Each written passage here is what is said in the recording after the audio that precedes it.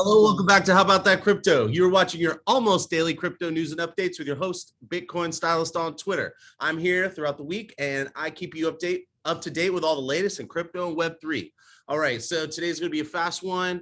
It is all about Celsius filing bankruptcy. If you haven't heard yet, they just filed bankruptcy, and that's our story. And just don't forget, and remember, this is not financial advice. This is for entertainment purposes only. You can use the links below to do your own research. Also, please give us a subscribe and a like and a comment. And please follow us if you're watching YouTube or sorry, if you're listening on podcast. It helps support us and it doesn't cost you anything. All right, so let's dive right in. Let me just pull up today's news pieces. There we go. All right. So something that I'd like to start off with, and if you're listening on podcast, the first article is the Wall Street Journal. It is by Alexander Gladstone, Vicky Guihwang, and Soma Biswas. Sorry if I mispronounced that name. It's called Crypto Crash Drags Lender Celsius Network into Bankruptcy. The crypto lending platform's business model became untenable as digital currency prices collapsed. And what did I say? I said it is not over. No, this is not over. Okay, and this Celsius situation is not over. Voyager filed bankruptcy, not over. When am I going to get my money back from Voyager? I have no idea. How long is this going to take? I have no idea. And Three Arrows Capital, we talked to them all about this. If you didn't watch the previous episodes, go and watch the market recap, crypto meltdown recap video. I'll just put a link in the description, make it easy. Okay, so this says the crypto lending platform's business model became untenable as digital currency prices collapsed. Celsius, and look at his shirt. And if you can't see it, his shirt says, this is the CEO, Alex Mashinsky, says, banks are not your friends. Are you a friend? I mean, I don't know. Like, I watched a couple of interviews like throughout the year, last like year two of him, and he's going around talking about how we're less risky than banks, and all our loans are over collateralized. And then there was like all this like rumors that they're giving out loans that aren't collateralized, and can never get a confirmation on that. He also bragged about ReHypothecation, which is basically taking assets and from me and then turning around and using them to make money off of. And let's just look that up. ReHypothecation. And ReHypothecation crypto. Let's see. What is ReHypothecation? It happens most often when a client leaves their Bitcoin or their crypto with a broker like Celsius, or in some cases, the smart contract as a deposit in a margin account. So this is saying you put your crypto in Celsius, basically. And then the broker then posts the securities as collateral. So then they take your crypto and then they use it for collateral for the margin in the broker's margin account, or as backing of a loan. Let me just see. That doesn't make perfect sense. Here we go. ReHypothecation is the practice that allows collateral posted by, say, a hedge fund to its prime broker to be used again as collateral by that prime. Okay, so basically, yeah, all right. So I do understand it. So basically, they take your crypto, and that's supposed to be like collateral, and hold on to it, and then they turn around and say, actually, it's my collateral. It's your collateral, and it's my collateral. So I can use this to then turn around and take more money out based on my, okay, so sorry, this might sound confusing. I give you crypto and I'm getting a return on that crypto, or I give you crypto and you give me US dollars loan, whatever it is, you're holding on my crypto, and I'm either getting a loan from you or I'm getting a return, like a yield from you. Then you take that crypto.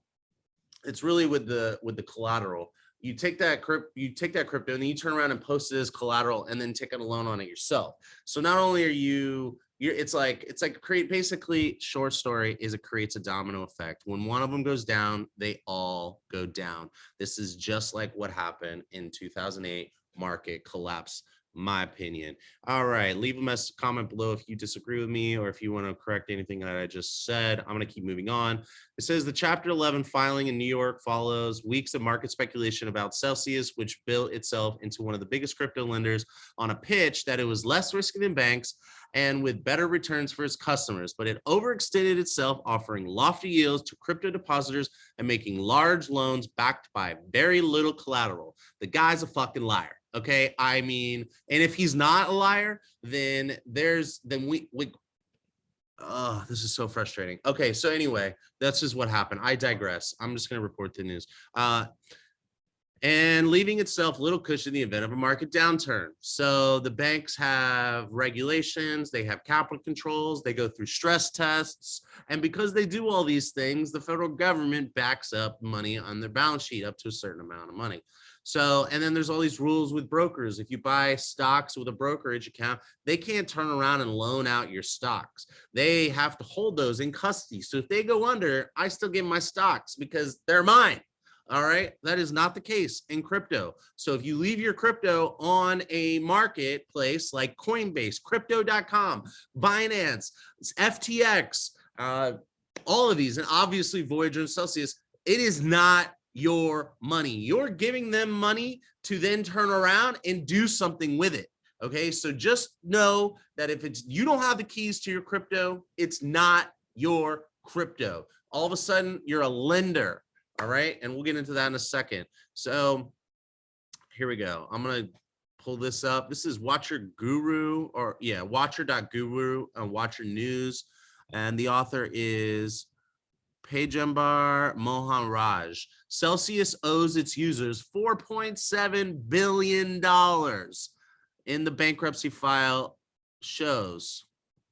This says it just in, Celsius owes users $4.7 billion. According to the declaration, CEO Alex Baczynski submitted to the bankruptcy court.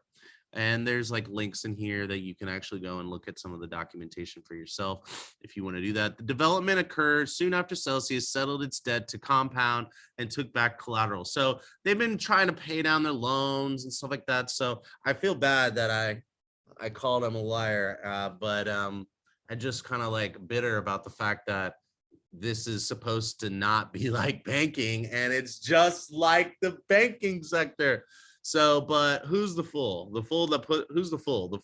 You know, at the end of the day, I'm the fool because I put the money on there, and I guess you know, I didn't lose that much, but still, it's a lot, but it's not a large percentage of everything. Anyway, that's kind of sucks, but there are people that lost had most of their stuff on there. Luckily, mine ended up being like, I don't know what the percentage was, but it wasn't a large percentage. So I'm not feeling too hurt right now. I'm just disappointed that the industry is acting not like I think it's supposed to be acting. Here we go. Celsius 61-page court filing revealed that it has liabilities of $5.5 billion and assets of $4.2 billion. So if you look here, it says user liabilities. That's your money. They call it a liability. Oh my God. Okay, here we can check this out. Baczynski stated in the filing, the amount of digital assets on the platform grew faster than the company was prepared to deploy. As a result, the company made what, in hindsight, proved to be certain poor asset deployment decisions. I cannot wait for this. For more information, I'm going to keep you posted. Don't worry. I am here. I'm on it. I got my money is up in the air right now. So believe me, I'm paying attention. I'm going to bring it to you. And I got a lot of really positive stories of development that I've been building up. And so expect some good news and exciting news. And in a way, this is kind of exciting because no one knew what was happening with Celsius. Now we know they're in bankruptcy. And apparently, according to the Wall Street Journal article, they're the same court. They filed for bankruptcy in the same court as Voyager and Three Arrows Capital. So what's cool is we're going to get we're gonna go through a whole process that we haven't really had to go through before. I don't think, maybe not in this country, maybe they have, but this is a big deal. I think regulators are going to come out and lawmakers are going to come out and be like, okay, a lot of people lost a lot of money. It's time that we get up and do our effing job. Yeah, I have faith that that's what will happen. Let's see here. And I think that's it. Oh, this is super interesting. Okay, so this is a little bit of a positive thing, I think. We'll see. It says, in addition to Celsius Network, the company's mining unit has also filed for bankruptcy. Celsius Mining planned to go public this year. I didn't know about that. However, the IPO was not successful. Maybe that's why I didn't know about that. I don't know. As the crypto markets crashed, mining took a hit. Consequently, many miners were forced to sell their holdings at discounted prices. That's just in general, miners were forced to sell their holdings. Yeah, so the prices are dropping, so they don't have as much of a profit margin. So they have to sell their Bitcoin instead of holding on to it. And let's see. Mashinsky said that around $1 billion of Celsius's money were illiquid because it had been used to fuel the company's Bitcoin mining activity or investments in an unreleased Ethereum network. That's interesting. Mashinsky hinted that the recovery strategy for the company might entail utilizing Bitcoin produced from its mining activities. So I think that's really fascinating. What do you think about this? Are you like feeling like everyone's doing their best job and, Mashinsky shouldn't be hated on because, he's just trying to build a company and it got out of hand. And I don't know. I feel like when Lance Armstrong went on that movie Dodgeball and took the role to be the person that got Vince Vaughn to turn around and go back to the final event in Dodgeball and win Dodgeball, Lance Armstrong said, one time I almost gave up and I had testicular cancer and I just kept pushing and pushing and pushing. Like, no, you liar, you were doping. Like, what kind of piece of crap is this?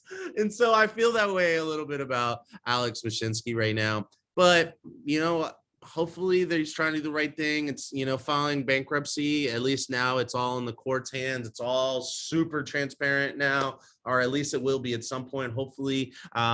So anyway, I'll keep an eye on this. Let me know what you think. Leave a comment below, and I will talk to you all later. Huddle on.